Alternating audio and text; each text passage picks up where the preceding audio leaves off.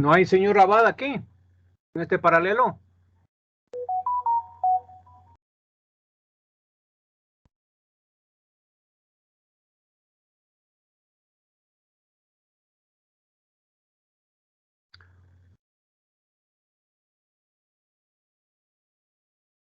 Abadan ahí, Carolina. Buenas tardes, doctor. Sí, pero a mí no me... Ah, A usted mí no no me tiene tocaba. trabajo, perdón, sí, sí. Ajá. Adriano Leslie, Oh.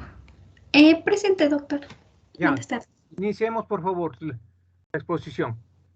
Ya.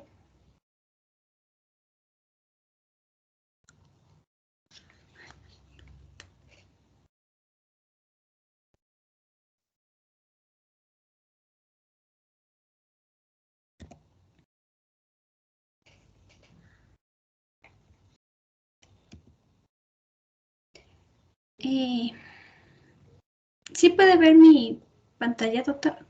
Sí, pero no está en presentación, está en diapositivas. Ya. Listo. Su cámara, por favor. Ah, y...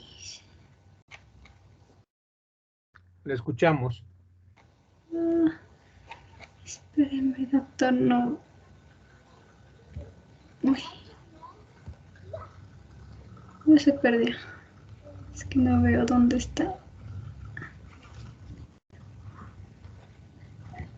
Ya, ahí está mi cámara. Sí, ahí está su cámara. Ya, entonces. Buenas tardes, doctor, compañeras, compañeras. Mi nombre es Leslie Adriano y les voy a exponer sobre los principios generales de la función gastrointestinal, concretamente la motilidad. Ya, primero tenemos el índice, en donde vemos los contenidos. Comenzaríamos con la introducción, los principios generales de la motilidad gastrointestinal, anatomía fisiológica de la pared gastrointestinal, cómo el músculo liso gastrointestinal funcionaría como un sitio, la actividad eléctrica del músculo liso gastrointestinal, ondas lentas, potenciales en espiga, cambios de voltaje del potencial de membrana en reposo, iones calcio y contracción muscular, y contracción tónica de músculo liso gastrointestinal. Para finalizar con las conclusiones, recomendaciones y la bibliografía. Ya, como primer punto tenemos la introducción, en donde veremos, en donde recordaremos ciertas cosas básicas del tracto gastrointestinal, como por ejemplo su importancia. Esta radica en la digestión, el cual es el proceso en donde se, se descomponen los alimentos en partes lo suficientemente pequeñas como para que el cuerpo pueda absorber los nutrientes, tales como proteínas, carbohidratos, minerales, vitaminas y agua. Esto para que el organismo pueda funcionar correctamente y se mantenga sano. Otro aspecto son los órganos que lo componen y sus funciones específicas. Iniciaríamos con la boca, que es la encargada del ingreso de alimentos y la masticación. Después iría el esófago, que da paso a los alimentos de la boca al estómago, en donde se almacenan y se digieren. Después estaría el intestino delgado, que termina de digerir los alimentos y absorbe los nutrientes. Después el intestino grueso, que es el encargado de la formación ya de heces fecales y es la porción del aparato digestivo que se encarga de la reabsorción de sales y agua. Por último estaría el ano, que es el encargado de la excreción de las heces fuera del cuerpo. Listo. En los principios generales de la motilidad gastrointestinal, veremos la anatomía fisiológica de la pared gastrointestinal. En esta pared encontraremos varias capas, cada una de estas tiene una función. Entonces, primero sería la serosa, que es la capa más externa de la pared gastrointestinal. Esta se encarga de, cubre el tubo digestivo y se encarga de secretar un fluido seroso de efecto lubricante. Esto para evitar la fricción del aparato digestivo con órganos adyacentes. Después está el músculo liso longitudinal. En esta parte se da la contracción de la subcapa externa, lo que provoca el acortamiento del tubo. Después está el músculo liso circular, que es en donde se da la contracción de la subcapa interna que provoca la constricción del tubo. Entonces, cuando se da la contracción combinada y coordinada de estas dos subcapas, produce la mezcla de los contenidos intestinales y su propulsión a lo largo del tubo digestivo. Después está la submucosa. Esta es una capa gruesa de tejido conjuntivo y es la encargada de darle elasticidad a la pared del intestino delgado. Por último estaría la mucosa, que se encarga de la absorción de los alimentos y mecanismos de protección. Esta se divide en epitelio, lámina propia y la muscularis mucosa. Estas capas se distribuyen de forma que se garantice una absorción óptima y minimice los riesgos del paso de sustancias tóxicas. Ya. Dentro de la anatomía fisiológica, veremos cómo el músculo liso gastrointestinal funciona como un sinsitio. Y es que dentro de la capa muscular circular y longitudinal se encuentran unos haces de fibras.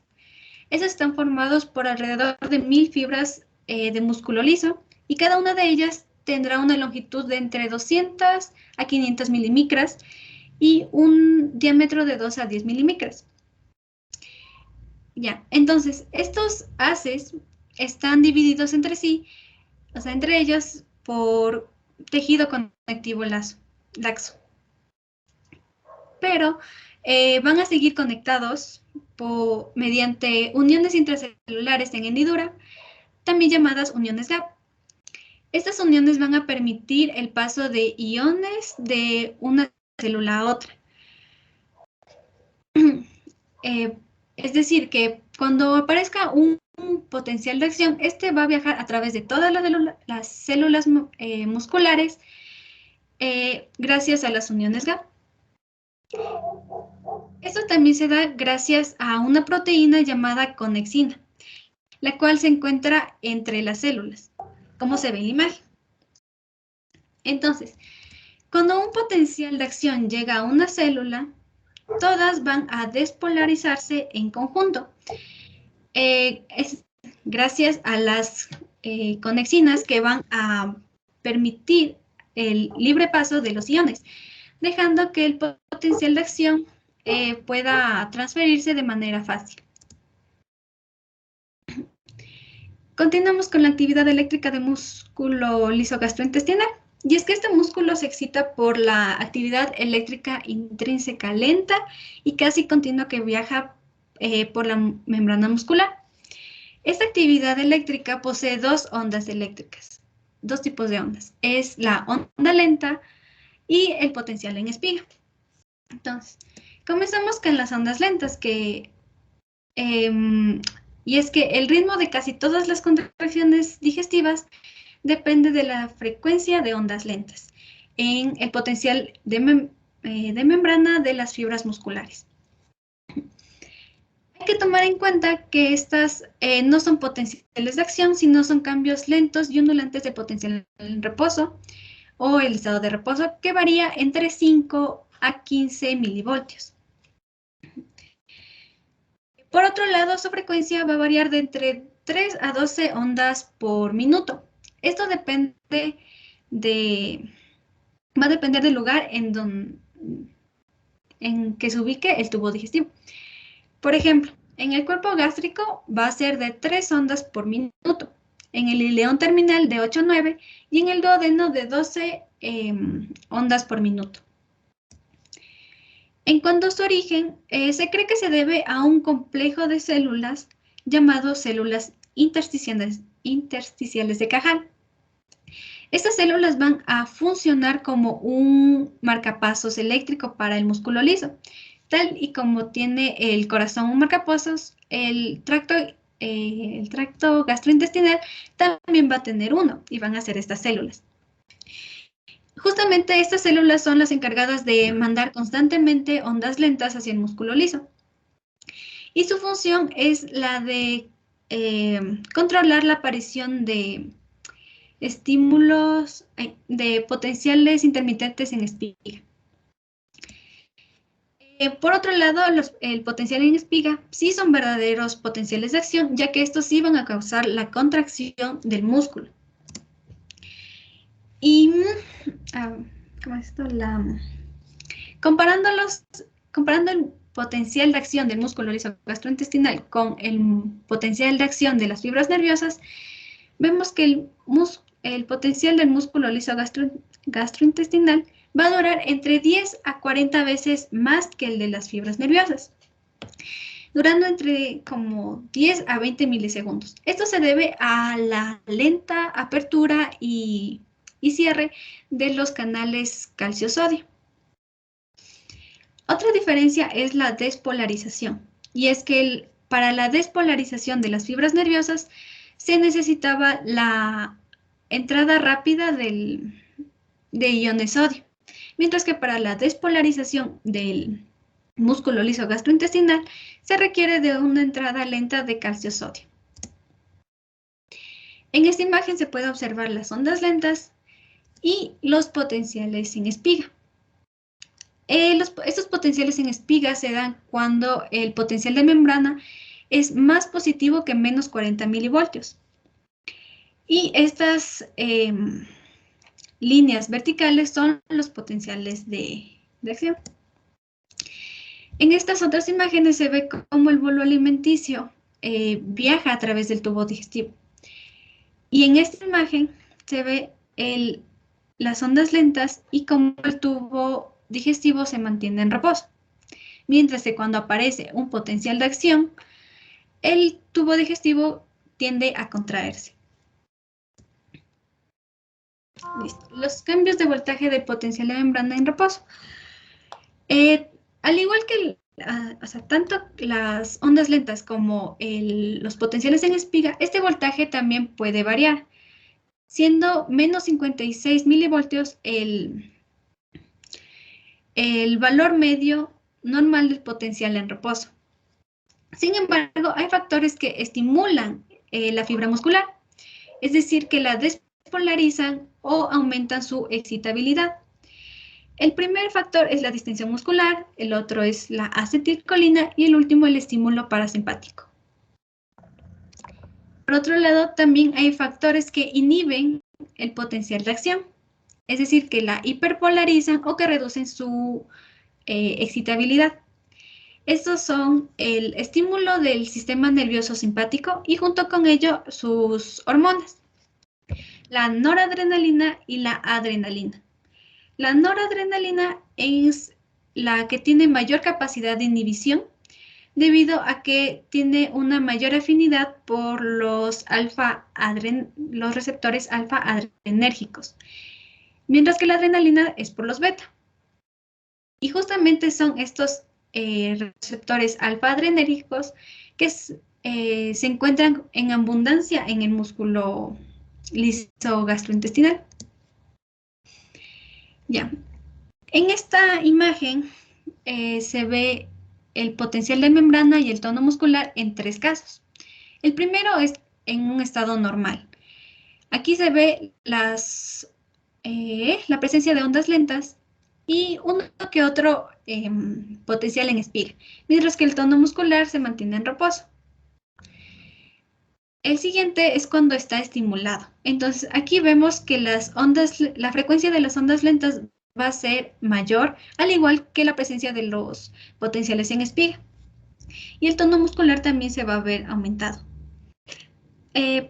Por último, estaría el caso cuando está inhibido, y es que en el potencial de membrana se ve que la frecuencia de las ondas lentas disminuye incluso por debajo de lo normal y ni siquiera se ve un solo potencial de acción en espiga, perdón. Y el tono muscular, pues no hay porque está completamente inhibido.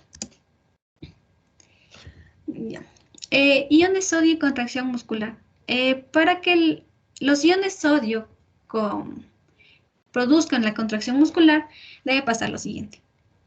Fuera de la célula existe líquido extracelular y ahí estará el calcio y el sodio. Mientras que dentro va a estar el retículo sarcoplásmico, que es un almacén de calcio. Entonces, cuando un potencial de acción llega a la célula, el calcio y el sodio van a entrar y el calcio que estaba dentro del retículo sarcoplásmico va a salir. Entonces, este calcio va a unirse con la proteína de la calmodulina, formando así el complejo calcio-calmodulina.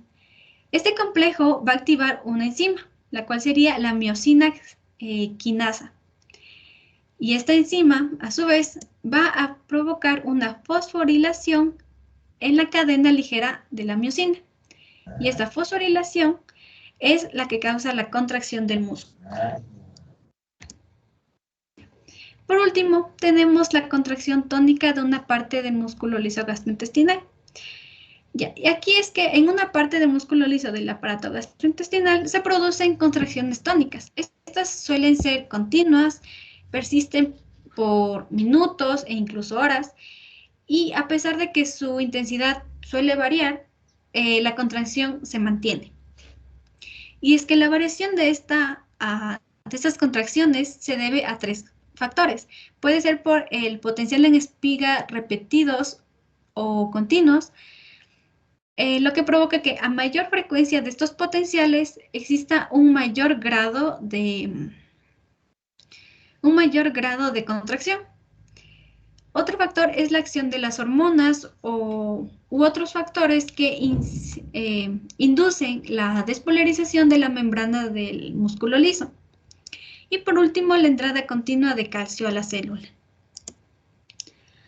Como conclusiones, tenemos que el tracto digestivo cumple una función muy importante en el cuerpo, ya que se encarga de desdoblar física y químicamente los alimentos para poder ser absorbidos. El músculo liso posee 2 tipos de ondas. Sin embargo, solo una de ellas es capaz de producir contracciones en la fibra muscular. Y por último, el papel fundamental que desempeña la interacción de los iones calcio con otras sustancias para provocar la contracción del músculo liso gastrointestinal. Recomendaciones. Comenzamos con el control de las cantidades de comida que se consume a diario. Evitar los contrastes de temperatura en las comidas, es decir, evitar tomar bebidas muy frías junto con comidas muy calientes. Puedes realizar actividades físicas para evitar el sedentarismo. También evitar saltarse las comidas e ir regularmente al baño para evitar cualquier tipo de obstrucción en el intestino. Por último, controlar el consumo de grasa, alcohol y tabaco. Finalmente, la bibliografía. Muchas gracias. Muchas gracias, señorita Adriano. Salga de su presentación, pero deje su cámara prendida.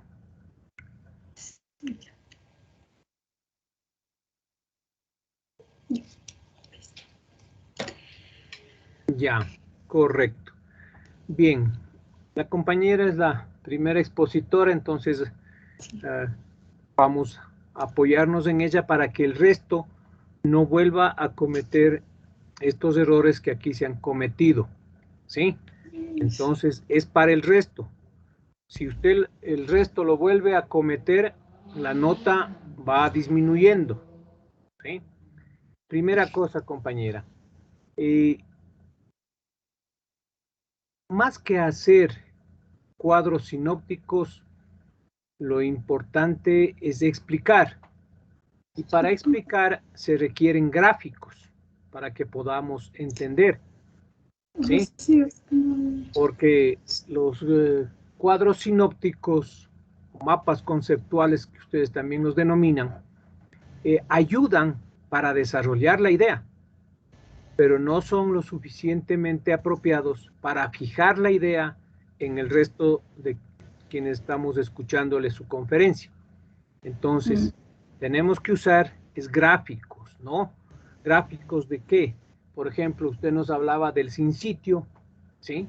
Entonces, explicar lo que es el sinsitio, pero con gráfico, ¿no? Usted apenas nos puso el gráfico del que está en Gaito. Sí. Ajá, entonces necesitamos más gráficos, ¿de acuerdo? Luego, sí. Tenemos la cuestión de que no se trata de repetir lo que está diciendo Gaito, se trata de entender la idea que nos está dando Gaito, ¿sí? Entonces, no requerimos poner toda la oración o todo el contenido de una unidad de cualquiera de las partes de esta exposición o de este trabajo para que entendamos, ¿sí? Sino cuál es la idea que nos está dando Gaito sobre esta cuestión, sobre esta parte de la unidad, ¿no? Tercero, en las conclusiones es principalmente lo que más me ha llamado la atención a mí. ¿Qué es lo que he aprendido yo de esta consulta, ¿no?, bibliográfica? ¿Qué es lo importante que para mí resulta este tema de la consulta bibliográfica? Esas son conclusiones. Y luego las recomendaciones tienen que tener un sustento científico. No podemos poner recomendaciones porque hemos oído en la casa, hemos oído a los vecinos o hemos oído en cualquier parte, no. Tienen que tener un contenido científico. Por ejemplo, hay sus recomendaciones tan de que no se debe comer frío. ¿Por qué? Eso es más que todo porque el organismo está más adaptado para comer a una temperatura similar a la nuestra. Entonces, al momento de comer cosas muy frías o muy calientes, el organismo hace un trabajo extra. ¿Cuál trabajo extra?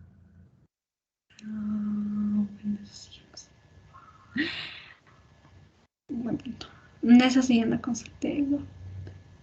No ve. El estómago, el esófago, no distingue entre lo frío y lo caliente. Para realizar su función fisiológica, el esófago, el estómago no distingue en que usted está sirviéndose algo frío o si está sirviendo algo caliente. El único sitio donde tenemos papilas gustativas para distinguir lo frío de lo caliente es en la lengua. Nada más. ¿Sí? Pero no hay que usted coma la sopa caliente o coma la sopa fría. Lo mismo le da al estómago como le da al intestino delgado. Absolutamente. ¿Sí? No tiene. Es una creencia muy antigua. No, yo me acuerdo, yo era pequeño, me decían, tienes que comer la comida caliente si no te va a doler el estómago. No tiene ningún sentido. ¿Sí? Porque no me dolía el estómago tampoco cuando me servía un jugo bien helado o me tomaba un helado. Entonces, mire usted, tenemos que poner cosas científicas, porque su trabajo, su exposición es científico, basado en algo que está claramente demostrado, ¿no? ¿De acuerdo? Otra cuestión, usted nos pone ahí algunas bibliografías, magnífico, pero tenía que poner en qué parte de la diapositiva o en cuál diapositiva usted puso eso, porque si no, a mí también se me ocurre poner 200 bibliografías al final y nunca leí una, o peor, consulté una. Sí, no. Claro, porque si yo consulto y voy a ponerlo en una diapositiva, tengo que ponerlo en esa diapositiva de dónde consulté, de qué libro, de qué revista, de qué página. O sea, como se pone correctamente una bibliografía, ¿no? Porque si no, como le digo, puedo poner 200 bibliografías, pero no consulté ninguna más que la fisiología de Guyton. Yo no les exijo la fisiología de Guyton porque es el único libro que estamos consultando. Entonces, todo lo están obteniendo de ahí, los dibujos, los gráficos. Mire usted, eso tenemos que ir corrigiendo, ¿no? Porque, como le digo, es un trabajo monográfico y hacer una monografía es un contenido científico. Bien. Entonces, eso hay que corregir, ¿no? Para el mismo trabajo en grupo tendrá que corregirlo y a no poner esas cuestiones. Para el resto que vienen, Eso ya no pueden repetirlo. Ese error no se puede repetir ahí, porque ya les baja la nota. Esa es la parte de su nota. En su caso no vamos a tomarlo muy en cuenta porque es la primera cuestión, pero sí voy a tomar en cuenta la cuestión de cómo nos presentó, porque yo lo primero que dije, no se trata de venir a leer, se trata de venir a exponer, y se trata de poner gráficos, porque la verdadera consulta que ustedes hacen es buscar gráficos que puedan explicarnos lo que usted nos está diciendo, porque todo está en Gayton. Lo que se hace es ahí es extraer un resumen de la unidad que a usted le ha tocado, ¿no? Pero su trabajo verdadero es ir a buscar los gráficos para poder explicar.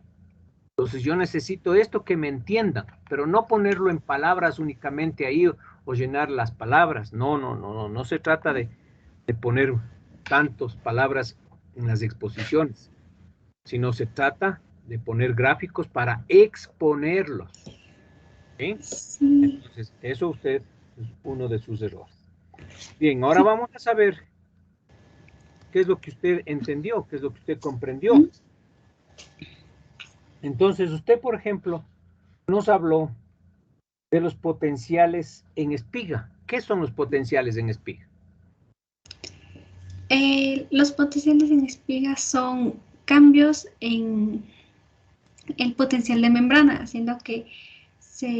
ocasionando que se contraiga el músculo. ¿Y qué es el potencial en membrana? Es el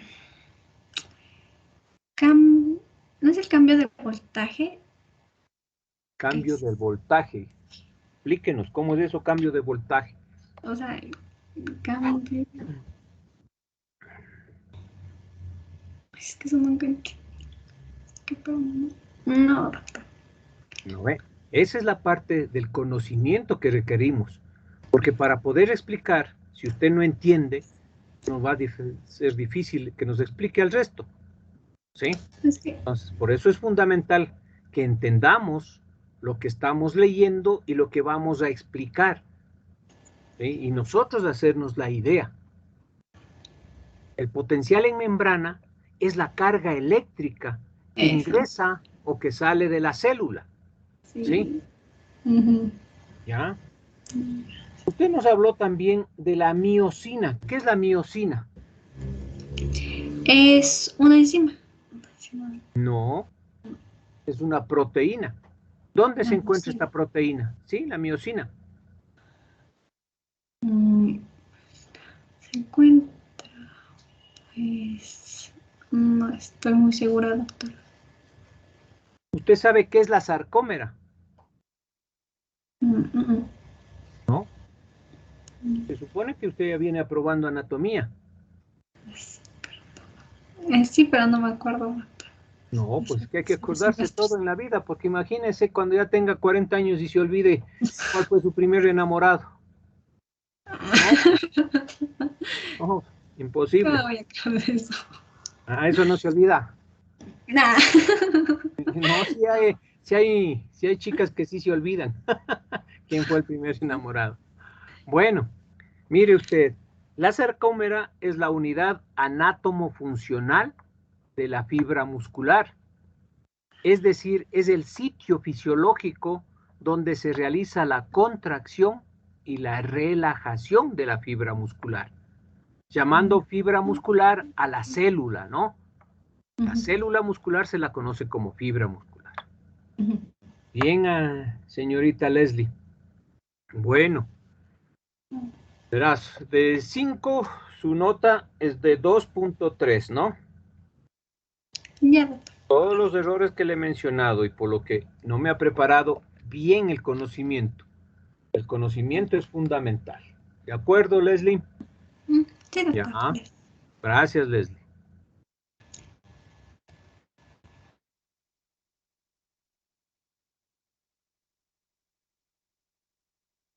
Spin Evelyn, señorita Spin Evelyn. Sí, doctor, dígame. Tenga la gentileza su cámara. Ya, doctor, ya le prendo. Préndale, por favor.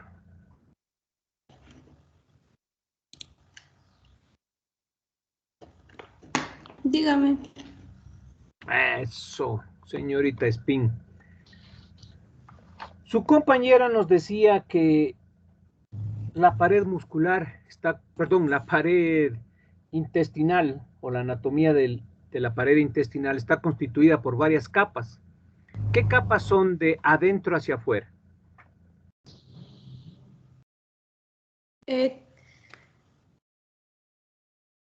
Creo que era la...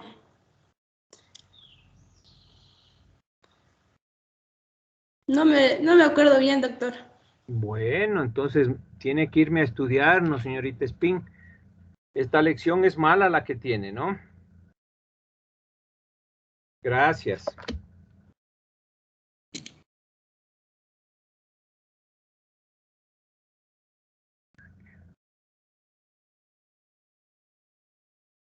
Herrera Yomara. Herrera Yomara. Presente, doctor. Venga la fineza a su cámara. Siempre que les nombro, por favor, prendan su cámara para yo irles conociendo y saber con quién estoy hablando. Porque hay algunos que pueden tener gemelos o gemelas y un día se presenta el uno y el otro día se presenta otro, ¿no es cierto? En cambio, así ya nos vamos conociendo. Muy bien, señorita Herrera.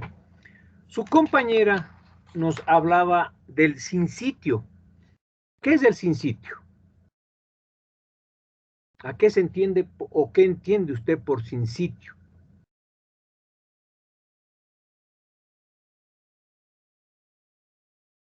Es un sitio, es una célula que está formada por varios núcleos. Se le fue su cámara. Ahí, Ya. Tenga la gentileza, nos repite, ¿qué es el sinsitio? el sitio es una célula que está formada por varios núcleos. Una célula. Sí. No, compañera. Son múltiples células que están unidas entre sí o conectadas entre sí, lo que facilita el impulso, ¿no? O lo que facilita el potencial de membrana. Porque si estas células no estuvieran conectadas entre sí, no estuvieran unidas entre sí, el potencial de membrana fuera muy lento para despolarizar o repolarizar a la fibra muscular. Eso se conoce como sinsitio, ¿no? Ya. Ya, compañera, me debe la lección. Estudie, por favor, ¿no? Ya, doctor. Moya Juan, señor Moya.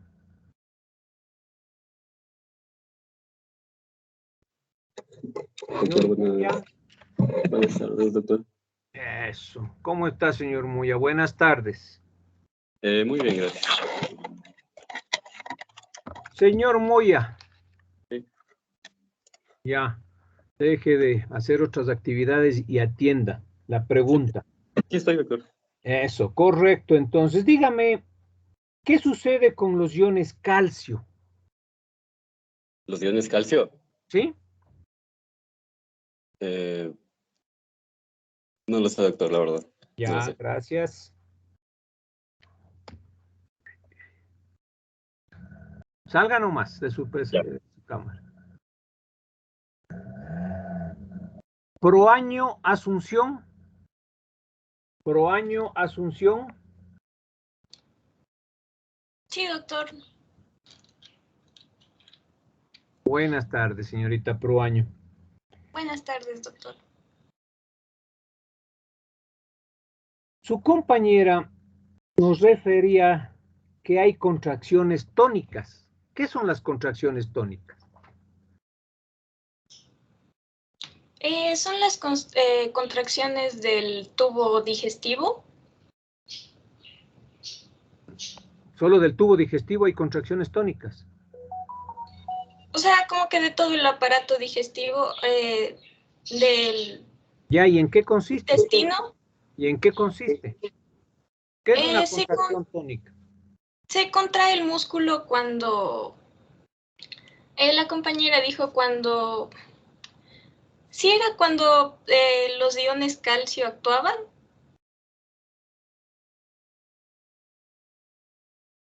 No, compañera. Vaya a revisar, por favor, qué es una contracción tónica, ¿no? Ya, doctor.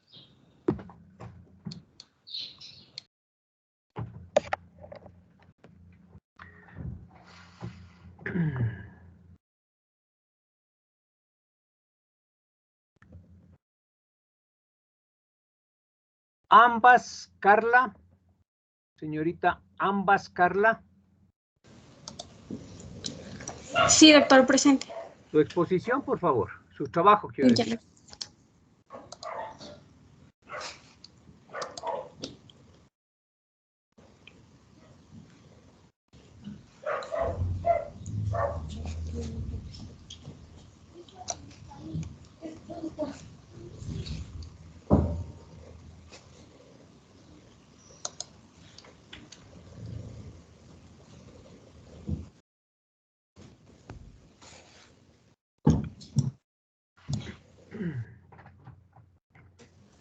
¿Y ya se puede ver la presentación?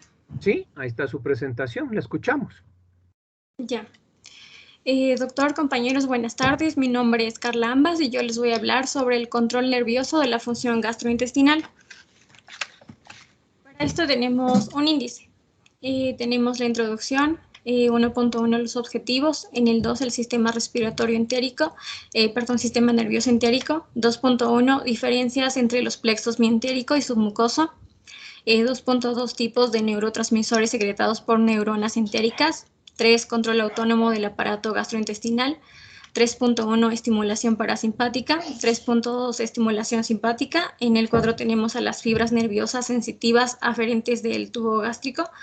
En el 5 los reflejos gastrointestinales. En el 6 el control hormonal de la motilidad gastrointestinal. En el 7 las conclusiones. En el 8 tenemos la bibliografía. Entonces, en la introducción tenemos que el control el nervioso de la función gastrointestinal cuenta con un sistema de inervación propio, es decir, un sistema autónomo. Este sistema de inervación se conoce como sistema nervioso entérico. Este tiene como componentes a dos plexos, cada uno con una función diferente, que intervienen en gran parte de los procesos gastrointestinales, y al participar de manera activa en estos procesos es de vital importancia conocer de qué está compuesto y cuáles son sus funciones. Los objetivos que me he planteado son 1. Dar a conocer la función y estructura del sistema nervioso entérico. 2. Explicar en qué consisten los plexos que conforman el sistema nervioso entérico y sus diferencias. 3. Enunciar las diferentes hormonas que existen, además del estímulo que las provoca y la acción que estas hormonas generan. Tenemos el sistema nervioso entérico. El sistema nervioso entérico es un sistema autónomo, es un sistema que funciona completo por sí solo. Se encuentra ubicado en las paredes que va desde el esófago hasta el ano.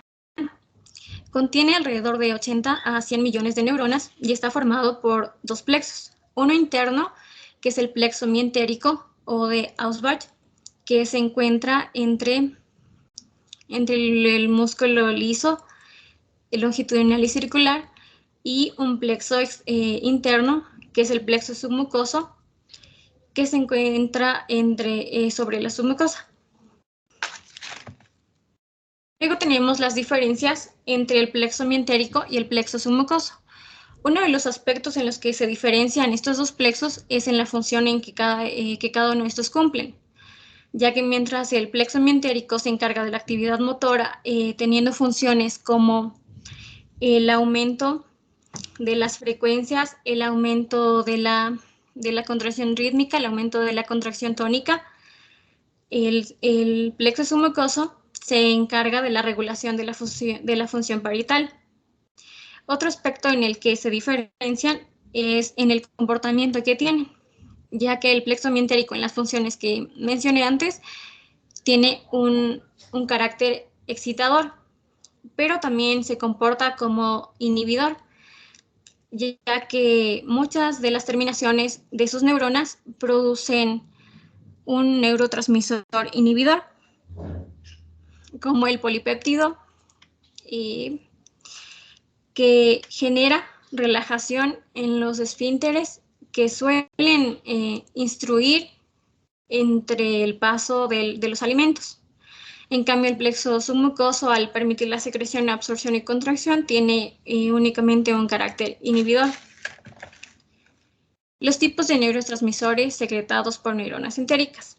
La acetilcolina. La acetilcolina es un mediador importante, ya que se comporta tanto como tiene intervención en una acción motora y en una acción secretora.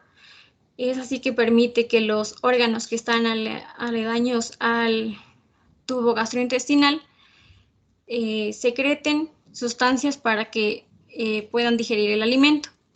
La noradrenalina, en cambio, es un neurotransmisor inhibidor que se opone a la acetilcolina. El trifosfato de adenosina es un excitador que ayuda a la obtención de energía. La serotonina es un transmisor inhibidor que ha sido relacionado con las emociones y el humor. La dopamina suele comportarse como un excitador y como inhibidor, ya que estimula la secreción de la hormona del crecimiento, pero también inhibe la producción de la prolactina. Luego tenemos la colecistizonina, que es un neurotransmisor inhibidor, ya que disminuye el tamaño del alimento que se va a ingerir. La sustancia P participa en el reflejo mientérico. El polipéptido intestinal vasoactivo corresponde a un inhibidor, ya que relaja algunos esfínteres. La somatostanina es un neurotransmisor inhibidor y la bombecina inhibe la secreción de la hormona del crecimiento. Tenemos el control autónomo del aparato gastrointestinal, ya que pese a que este sistema nervioso funcione por sí solo, la estimulación parasimpática y la estimulación simpática pueden inhibir o aumentar la actividad en algunas funciones gastrointestinales. En el caso de la estimulación parasimpática, aumenta la actividad del sistema nervioso. Se encuentra dividido en una inervación craneal y en otra sacra. En la inervación craneal es el nervio vago el que transporta las fibras que proporcionan la inervación desde el esófago hasta el páncreas y la primera mitad del intestino grueso. En cambio, el sistema parasimpático graso viaja con los nervios pélvicos hacia la mitad distal del intestino grueso y llega hasta el colon, el sigmoide, el recto y el ano. Estas fibras intervienen en los reflejos de la defecación. Por otro lado, en la estimulación simpática, esta estimulación inhibe la actividad del tubo digestivo, ya que sus terminaciones nerviosas liberan noradrenalina, que es un neurotransmisor inhibidor. Inhibe también el tránsito, las fibras que puede producir la estimulación simpática puede llegar a limitar el tránsito de los alimentos.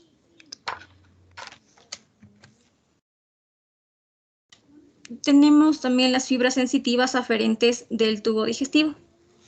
En el tubo digestivo se originan muchas fibras nerviosas sensitivas aferentes, que aferentes nos quiere decir que transmite sangre o linfa o una secreción o un impulso nervioso desde alguna parte del organismo a otra. Algunas de estos tienen sus cuerpos celulares en el sistema nervioso entérico y otras en los ganglios de la raíz dorsal de la médula. Estas pueden ser estimuladas por la irritación de la mucosa intestinal, por la distensión excesiva del intestino o la presencia de sustancias químicas específicas en el intestino. Las señales transmitidas por estas fibras causan excitación o en determinadas condiciones inhibición de los movimientos o la secreción intestinal. Por ejemplo, el 80% de las fibras nerviosas de los nervios vagos son aferentes en lugar de eferentes, es decir, que transmiten sangre o linfa y son consideradas periféricas. Estas fibras aferentes transmiten señales sensitivas desde el tubo digestivo hacia el bulbo raquídeo, pero de estas se reflejan y vuelven nuevamente al tubo digestivo a controlar con mucho mayor sus funciones. Ahora tenemos los reflejos gastrointestinales esenciales para el control gastrointestinal. Tenemos los reflejos integrados por completo dentro del sistema nervioso de la pared intestinal. Estos incluyen los que controlan la secreción digestiva, el peristaltismo, que se refiere a la contracción muscular, las contracciones de mezcla, los efectos de inhibición locales. Tenemos los segundos reflejos, que son los que van desde el intestino a los ganglios simpáticos prevertebrales, desde donde vuelven hacia el tubo digestivo. Estos transmiten señales en el tubo digestivo que recorren largas distancias.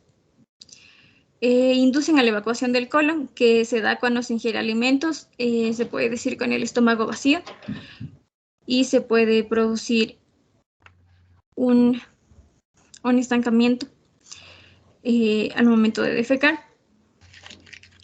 Tenemos también los reflejos que van desde el intestino a la médula espinal o al tronco del encéfalo para volver después al tubo digestivo. Estos pueden ser aquellos originados en el estómago y el duodeno, los reflejos dolorosos y los reflejos de defecación que viajan desde el colon hacia el recto. Tenemos el control hormonal de la motilidad gastrointestinal. Las hormonas gastrointestinales son liberadas en la circulación portal, que se refiere al flujo de sangre venosa desde los órganos gastrointestinales y del vaso al hígado antes de regresar al corazón. Tenemos la gastrina. La gastrina es estimulada por las proteínas, la distensión y los nervios. Y es secretada por las células G del antro gástrico en respuesta a los estímulos asociados con los alimentos como la distensión del estómago, los productos proteicos y el péptido nivelador.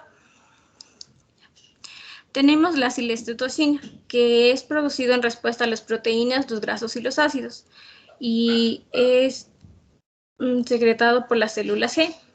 La secretina, que se produce en respuesta a los ácidos y a las grasas, y es secretado por las células S. Las hormonas gastrointestinales son, también tenemos el péptido inhibidor gástrico, que se da en respuesta a las proteínas, las grasas y no tanto a los hidratos de carbono. Y la motilina, que se da en respuesta a las grasas, los ácidos y los nervios.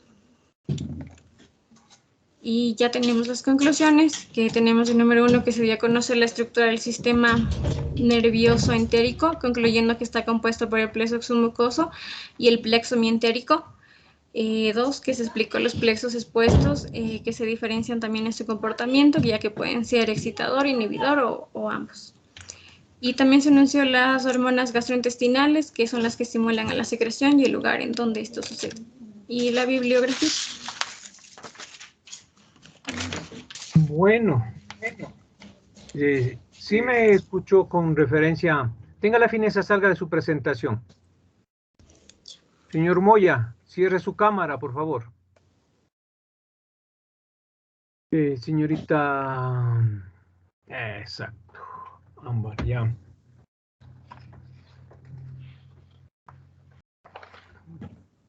Bueno, nos ha dejado algunas inquietudes usted. Por ejemplo, nos hablaba del plexo mientérico, ¿sí?, que está constituido por dos plexos, el plexo submucoso y el plexo mientérico propio o de Auerbach, que se le conoce. Este plexo submucoso, ¿en dónde se localiza? En la parte interna, pegado al intestino. En la parte interna del intestino. O sea que usted solamente lo encuentra en el intestino. El plexo submucoso se encuentra en toda la submucosa del aparato digestivo, no del intestino. Porque usted me dice intestino, ¿estamos hablando del intestino delgado o del colon? O del intestino grueso. Pero eso no es todo el aparato digestivo, ¿no? El aparato digestivo está conformado desde la cavidad bucal y termina en el ano. ¿Sí? Entonces, tenemos ya que hablar con propiedad y correctamente, ¿no? Bien, este plexo submucoso, ¿qué papel juega? ¿Qué importancia tiene? Él se encarga de regular las funciones parietales. ¿Qué son las funciones parietales? Los plegamientos de las mucosas. No. El plexo submucoso está encargado de la secreción, netamente, de todas las glándulas que producen estímulo dentro del aparato digestivo, ¿no? Bien, y nos habla usted también de la parte de inervación que tiene el plexo mientérico, constituida por el simpático y el parasimpático. ¿Qué función cumple el simpático?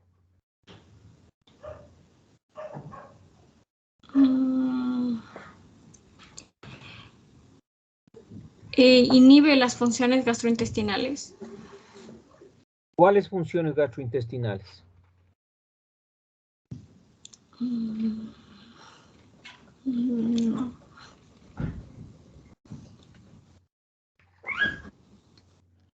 Tenemos que preparar mejor, compañera, ambas, ¿no? Mucho mejor, porque esto no se trata de venir a improvisar ni de tampoco pasar la nota, porque la nota le va a reflejar, como en este caso su nota es de apenas 1.8 sobre 5, ¿sí? Entonces hay que tomarnos muy en serio la cuestión fisiológica y prepararlo mejor. Tiene que preparar mejor, ¿no? Gracias, señorita Amba. Ya.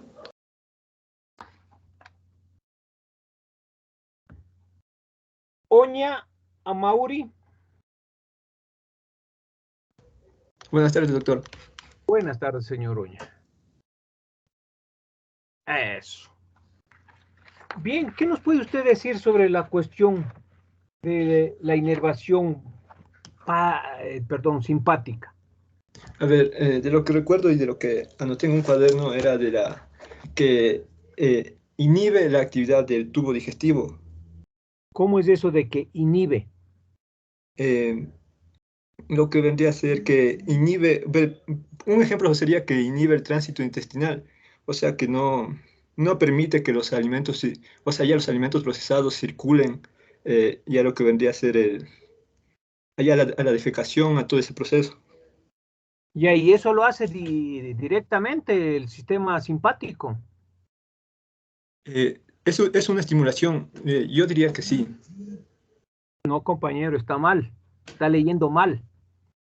Porque el sistema simpático lo hace a través de dos sustancias, la adrenalina y la noradrenalina. ¿Sí? Entonces, mire usted, esa inhibición no es una forma directa. El parasimpático, ¿cuál es la función del parasimpático, señor Oña? Aumenta la actividad del sistema nervioso. ¿Y cómo aumenta?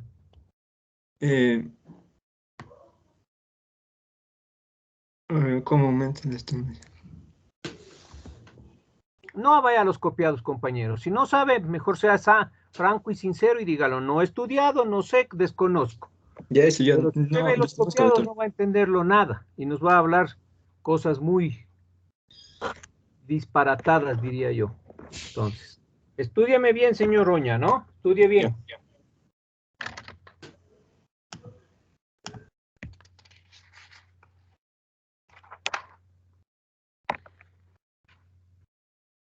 Vaca Kevin. Señor Vaca Kevin. Presente, doctor. Tenga la gentileza, ponga su cámara.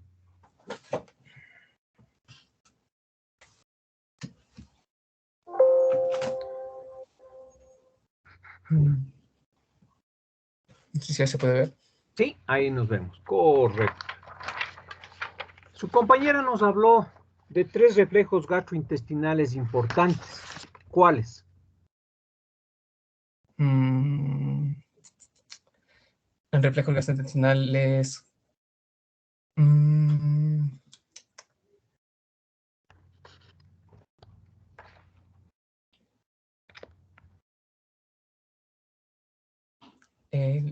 no recuerdo, sinceramente. Bueno, hay que venir preparando y les he dicho, ¿no? No solamente el que expone es el que tiene que venir preparando, nosotros también para poder entenderlo. Si no, no lo entendemos. Entonces, por ejemplo, ¿qué entiende usted por un reflejo gastrointestinal? ¿Qué es para usted un reflejo gastrointestinal, señor Vaca? Bueno, sería alguna acción que hace el sistema digestivo ante alguna, ¿Y cómo hace esa acción? mediante, ¿cómo se llama? Estímulos, nervios, músculos. ¿Mm? ¿Cómo hace esa acción? Mediante estimulación. O ¿Y qué es la estimulación? sería algún agente que lo provoque, ¿no? O sea, ¿Qué agentes provocan una estimulación? pues podría ser como, no sé, algo que sea desconocido o, No. Revise para que bueno, nos hable claramente, ¿no? Gracias, señor. listo. Asto Henry, señor Asto Henry. Sí, doctor, buenas noches. Sí, le escucho. Pónganos su presentación, por favor. Ya, doctor.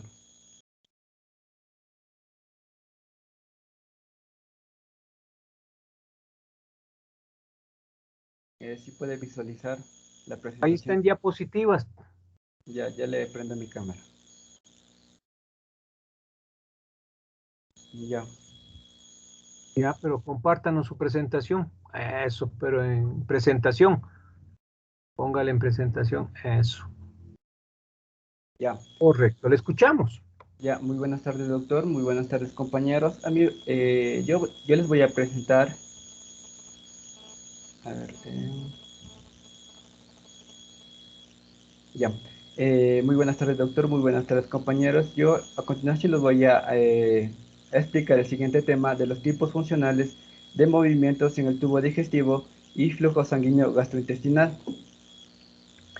En donde vamos a tener el índice, vamos a tener los objetivos como punto 1, vamos a tener objetivos generales, objetivos específicos, como punto 2 vamos a tener la introducción, como punto 3 vamos a tener los tipos funcionales de movimiento en el tubo digestivo, los movimientos propulsivos, también lo que son las funciones plexos y entéricos en el peristaltismo, también tenemos los movimientos direccionales de las ondas peristálticas hacia el ano, los reflejos peristálticos y lo que es la ley del intestino y los movimientos de mezcla. Como punto 4 tenemos lo que es el flujo sanguíneo gastrointestinal o circulación hispánica, en lo cual se van a subdividir lo que es la anatomía de la irrigación gastrointestinal, los efectos de la actividad intestinal y los factores metabólicos sobre el flujo sanguíneo gastrointestinal, también las posibles causas del aumento del flujo sanguíneo durante la actividad gastrointestinal, también lo que son los mecanismos de flujo sanguíneo a contracorriente de las vellosidades y el control nervioso del flujo sanguíneo gastrointestinal.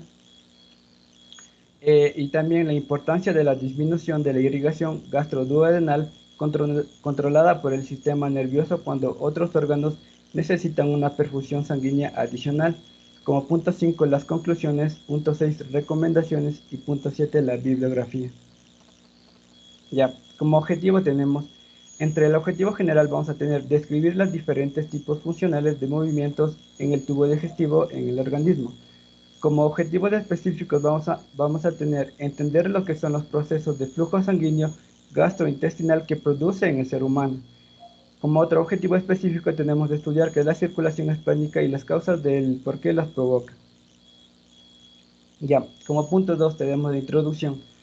En el punto 2 tenemos la introducción en el cual vamos a hablar lo que es el tubo digestivo. Este tubo digestivo va a ser una estructura que va a variar enormemente de una región a otra. Entonces todo este tubo digestivo va a estar dividida en lo que son en varios segmentos en donde va a cumplir una cierta función en lo cual una vez se ha ingerido lo que es el alimento al organismo. Este tubo digestivo va a estar aproximadamente o va a medir aproximadamente unos 9 metros en lo que es en edad adulta. Además tenemos que recalcar que una vez ingerida lo que es el alimento hacia la cavidad bucal, se va a activar lo que es la epiglotis, en lo cual esta epiglotis va a direccionar a lo que es al esófago, en lo cual se van a producir ciertos movimientos que van a ser de suma importancia para lo que es en la digestión, en lo cual en otras diapositivas les vamos a aclarar estos tipos de movimientos, en lo cual este tubo digestivo, digestivo va a estar constituido por lo que son estas estructuras principales que van a ser la boca, la faringe, el esófago, el estómago, el duodeno, el yeyuno, el ilión, el colon y el recto y el ano. También tenemos que en el tubo digestivo vamos a tener funciones principales que van a ser de almacenamiento, de retención, de digestión y absorción y circulación. Ya. Ahora vamos a hablar sobre los tipos funcionales de movimientos en el tubo digestivo. Como dije anteriormente, estos tipos de movimientos van a ser dos muy importantes que se van a dar. Aquí vamos a tener principalmente lo que es el movimiento de propulsión o movimientos propulsivos, en lo cual el movimiento básico propulsivo del tubo digestivo es el peristaltismo, en el cual alrededor del intestino se va a crear lo que es un anillo de contracción que se desplaza hacia adelante. Como vemos aquí en esta imagen en donde estoy señalando en la parte del tubo digestivo, al momento de introducir lo que es el alimento o el bolo alimenticio, se va a direccionar a lo que es al esófago, en donde se produce lo que es el peristaltismo, en lo cual vamos aquí que se va a ver que se va a formar lo que es un anillo y todo alimento ingerido se provoca este anillo y va a hacer que estas contracciones o ondas peristálticas van a hacer que el alimento se desplace hacia el estómago, como vemos aquí. También podemos recalcar que el estímulo del peristaltismo van a ser las distensiones del tubo digestivo. Esas distensiones del tubo digestivo van a producir lo que es, o va a estimular lo que es al sistema nervioso entérico, que va a ser de suma importancia. Ya, aquí tenemos un gráfico en donde les voy a explicar más adecuadamente todo este sistema nervioso entérico, en el cual vamos a tener como tema función de plexo mientérico en el peristaltismo. Entonces, como igualmente ya había explicado mi anterior compañera, este sistema nervioso entérico está formado por lo que son estos plexos submucosos y estos plexos mientéricos, como vemos aquí. Aquí tenemos una porción de lo que es, o una parte del tubo digestivo, en lo cual estos plexos van a estar distribuidos a lo largo de todo el tubo digestivo en forma longitudinal y en forma circular, como vemos aquí. Entonces, este plexo mientérico va a ser una red de fibras nerviosas ubicada dentro de la capa del tejido muscular que recubre el esófago, el estómago y los intestinos, en sí todo lo que es el tubo digestivo, en lo cual este sistema nervioso entérico va a ser la clave para mover los alimentos a través del cuerpo para que puedan ser procesados por el metabolismo. Ya, aquí vamos a tener los movimientos direccionales de las ondas peristálticas hacia el ano. Como vemos aquí igualmente tenemos unas ondas segmentarias y todo esto va a ser una porción del tubo digestivo en donde se provocan estas ondas segmentarias, en lo cual una vez que el peristaltismo se dirige o este peristaltismo se va a dirigir en lo que es en sentido desde el punto estimulado en dirección anal, pero también en dirección oral, este se va a apagar enseguida. Entonces tenemos que, como dije anteriormente, este peristaltismo va a estar netamente dirigido hacia la dirección anal, en donde va a continuar hasta distancias considerables. No se ha establecido esta causa del por qué en dirección oral se suele apagarse, en lo cual se dice que es por la polarización del propio plexo mentérico. Ya, tenemos el reflejo peristáltico y la ley del intestino. Aquí podemos explicar un poco más sobre lo que es cuando se suele apagarse lo que es esta dirección y no va y estos movimientos peristálticos no van hacia dirección oral. Entonces aquí tenemos que la ley del intestino va a estar reflejado por dos factores muy importantes. Va a ser el reflejo mientérico o también llamado el reflejo peristáltico, más lo que es el movimiento peristáltico que va a producir lo que es esta ley del intestino. Entonces, ¿qué es esta ley del intestino? Es cuando la distensión va a excitar lo que es un segmento intestinal e inicia lo que es el peristaltismo. Y como dije anteriormente, se forma lo que es un anillo contráctil que aparece en la zona proximal del segmento distendido y empuja el contenido aproximadamente entre unos 5 o 7 centímetros, en lo cual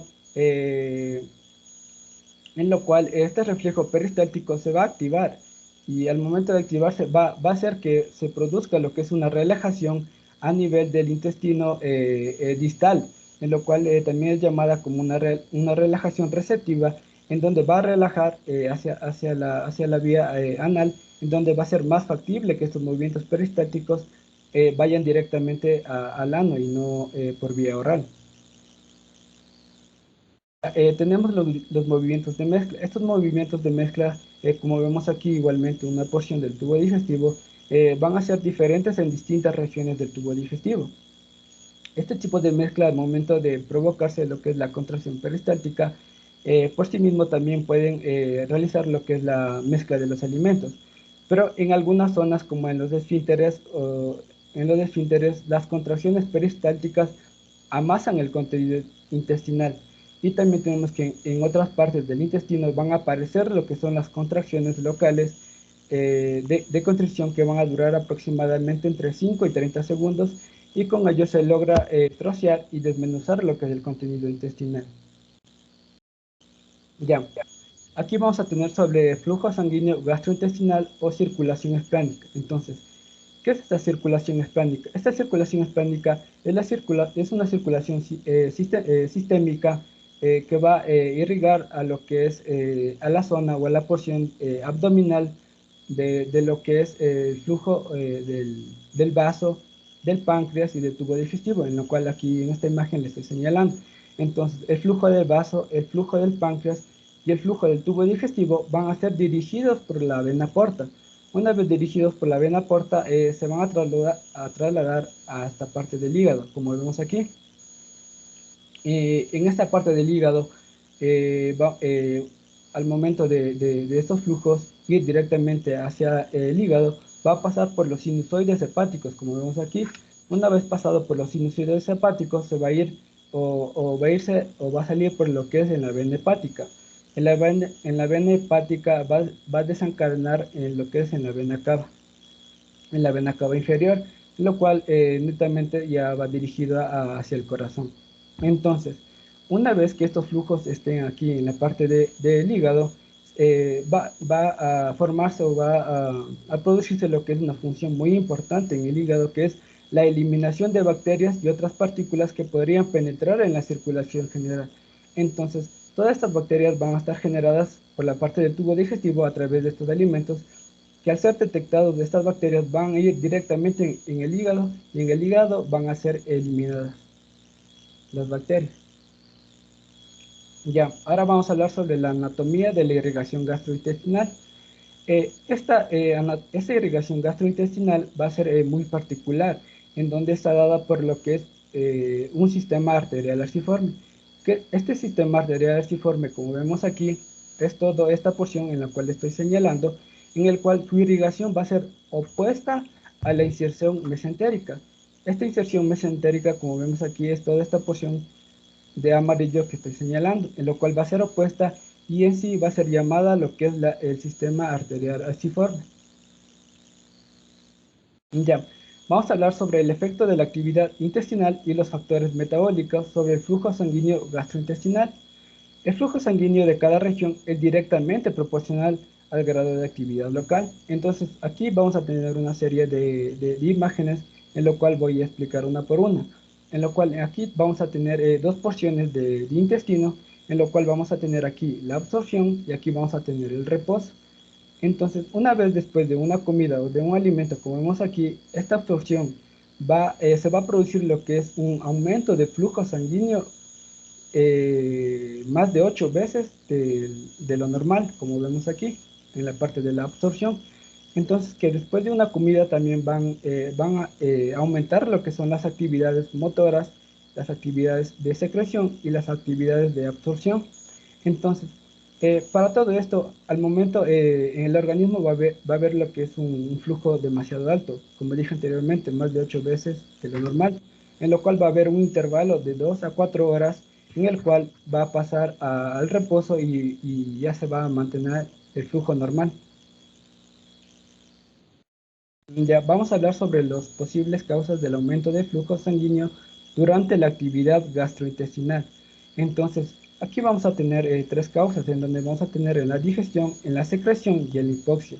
Entonces, en la digestión vamos a tener que en el tubo digestivo van a liberar sustancias vasodilatadoras que van a ser la gastrina, la secretina, la colecistocinina y el péptido intestinal, en lo cual debemos tener claros que esta liberación de sustancias vasodilatadoras se va a dar en la digestión. Ya, en la secreción se va a dar en las glándulas gastrointestinales, en lo cual va a proceder lo que es la liberación de cininas vasodilatadores muy potentes, que van a ser la calidina y la bradexinina. En la hipoxia vamos a tener que aquí se va a dar por lo que es la disminución de la concentración de oxígeno en las paredes musculares del intestino. Entonces, esta hipoxia va a aumentar lo que es el flujo sanguíneo intestinal entre el 50 y el 100%, en lo cual esta está dado por la teoría vasoconstrictora. Esta teoría vasoconstrictora se dice que es o se da por el mayor metabolismo o menor oxígeno, en lo cual va a producir un aumento de la vasodilatación, en lo cual su sustancia vasodilatadora principal de esta parte va a ser la liberación de la adenosina. Ya, ahora vamos a hablar sobre el mecanismo de flujo sanguíneo a contracorriente de las vellosidades. Entonces, igualmente aquí vamos a tener una serie de imágenes. Aquí en esta primera imagen que estoy señalando vamos a tener un corte intestinal, en lo cual se observa lo que son las vellosidades. Entonces, al hacerle un zoom a este corte de las vellosidades, tenemos esta de acá, en lo cual vemos aquí, esta de color café que estoy señalando, van a ser las vellosidades que se encuentran aquí. Entonces, haciéndole a otro zoom, vamos a tener aquí ya más claramente en donde ya las vellosidades se ven aquí, en toda esta parte de aquí, en donde nos damos cuenta que su irrigación va a estar conformada por venas y arterias. Como vemos aquí, esta irrigación no va a topar los extremos de las vellosidades, como vemos aquí. Entonces, veamos que existe un shunt arteriovenoso, y fíjense que gracias a esta disposición vascular, el 80% del oxígeno hace que este cortocircuito o este shunt, o sea que el 80% del oxígeno va a pasar de la sangre arterial a la sangre venosa y no participa en lo que son las funciones metabólicas de las vellosidades. En este cuadrito tenemos que en condiciones normales no es peligroso, pero cuando existe lo que es una disminución de flujo sanguíneo, como por ejemplo en el shock, va a existir lo que es una necrosis de las vellosidades o también de la desintegración de ello mismo. Ya, vamos a tener aquí el control nervioso de flujo sanguíneo gastrointestinal. Claramente igual mi compañera ya habló sobre las funciones que tienen en el sistema nervioso parasimpático y simpático, que van a controlar lo que es las funciones o inhibir también lo que son las funciones de todo el tubo digestivo, sistema digestivo del cuerpo humano. Entonces, tenemos que en el sistema parasimpático va a aumentar lo que es la actividad glandular por la liberación de la acetilcolina, en lo cual va a generar lo que es una vasodilatación, en lo cual va a producir lo que es un aumento de flujo sanguíneo, y este aumento de flujo sanguíneo va a ser indirectamente en el sistema nervioso parasimpático. Ya, ahora en el sistema simpático vamos a tener igualmente que va a existir lo que es un estímulo, en lo cual, aparte de que este sistema nervioso parasimpático inhibe ciertas funciones gastrointestinales, directamente gracias a lo que es a la noradrenalina en los receptores adrenérgicos, va a producirse lo que es la vasoconstricción, y esto va a producir lo que es la disminución de flujo sanguíneo, en lo cual en el sistema nervioso simpático va a ser directamente. Ya, Aquí tenemos que en un estímulo parasimpático va a ocasionar lo que es un aumento metabólico, en lo cual se va a producir lo que es una isquemia. Esta isquemia va a producir lo que es una vasodilatación. Ahora, un estímulo simpático va a producir directamente lo que es una vasoconstricción, en lo cual minutos después de varias vasoconstricciones se va a producir lo que ya es un flujo sanguíneo, sanguíneo normal, en lo cual, gracias a este flujo sanguíneo normal, es por el escape autorregulador. Entonces, ¿qué es este escape autorregulador? Este escape es cuando los vasodilatadores metabólicos producidos por la isquemia van a ser superiores a lo que van a ser superiores a los vasoconstricciones simpáticos, en lo cual mantienen y vuelven a la estabilidad del flujo sanguíneo a la normalidad. Y como por último tenemos la importancia de la disminución de la irrigación gastroduodenal controlada por el sistema nervioso cuando otros órganos necesitan una perfusión sanguínea adicional. Aquí vamos a tener unos casos muy extremadamente en donde vamos a tener un bajo volumen sanguíneo.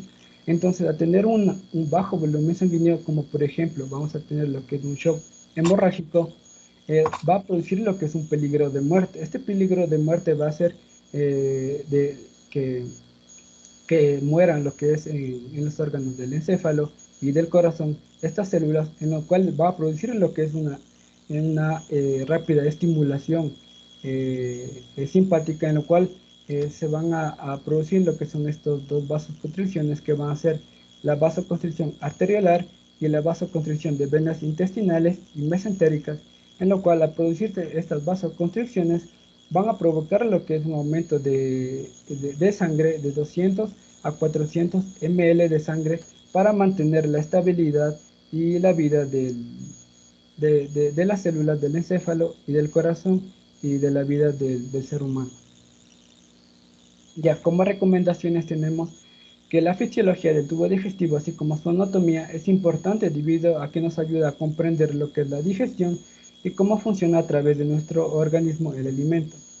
También tenemos que la buena alimentación es uno de los medios más adecuados para que el alimento ingerido favorezca un tránsito intestinal sin molestias y por lo cual ayuda a un buen tránsito intestinal mediante el peristaltismo. Y también la actividad física y el descanso también son vías para un estilo de vida saludable, para una buena circulación en todo el organismo, en el cual supone un adecuado equilibrio en la salud. Y como conclusiones podemos concluir que el tubo digestivo es un tubo único y continuo que incluye la cavidad bucal, la faringe, el esófago, el intestino delgado y grueso, por lo cual tienen dos movimientos importantes, el de propulsión y el de mezcla. Estos movimientos hacen que existan o direccionen el alimento hacia la dirección anal, donde pasarán por una serie de funciones para la digestión y absorción del alimento. Además, los flujos sanguíneos gastrointestinales también ayudarán a la correcta función y estabilidad del tubo digestivo. Y por último, las paredes del tubo digestivo incluyen capas de músculo liso, en el cual están estimulados por el sistema nervioso entérico, produciendo el peristaltismo, y además la circulación esplénica es la parte de la circulación sistémica que irriga la porción abdominal del tubo digestivo. La bibliografía, y muchas gracias. Bueno, señor Asto, ya es una presentación diferente, ya nos demuestra que sí ha habido el interés respectivo, ¿no? Hemos hecho una graficación de lo que es las funciones del movimiento del tubo digestivo, entonces eso nos permite entender mejor sobre todo lo que son los movimientos peristálticos y los movimientos de mezcla. ¿Sí?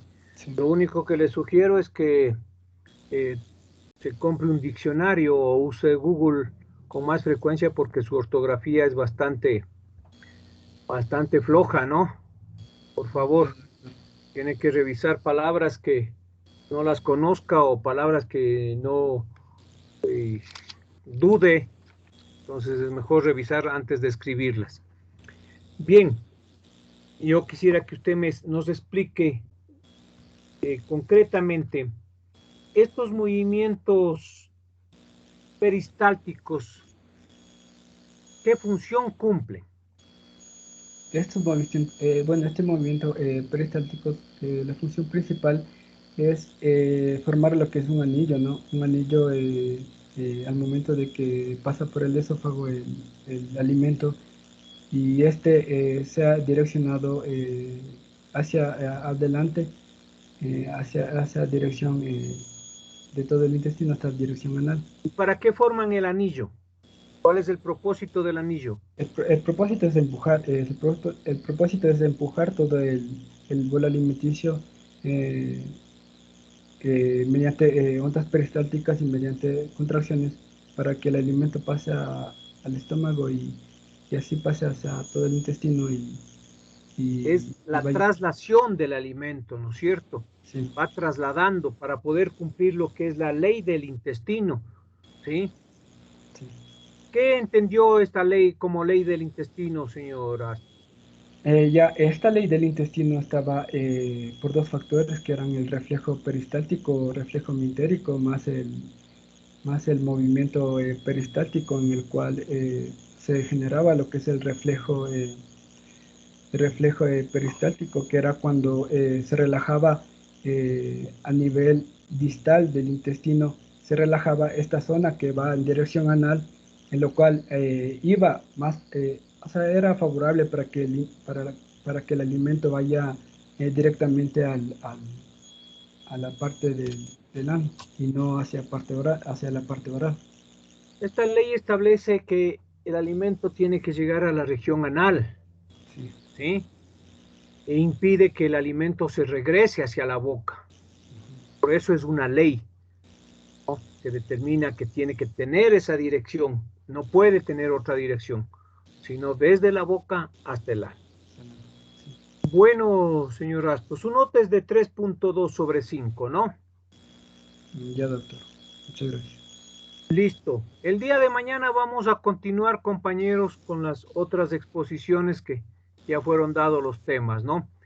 Miren, entonces, esta es la manera como llevamos la cátedra de fisiología, la participación activa del estudiante, el interés que pone el estudiante se reflejará obviamente en su nota, ¿no?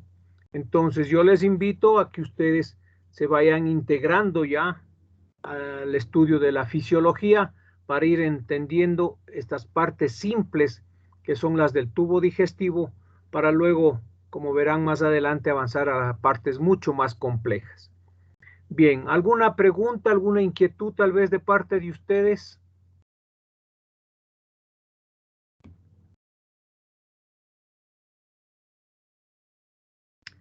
Bien, entonces en vista de que está claro esto, que hemos entendido cómo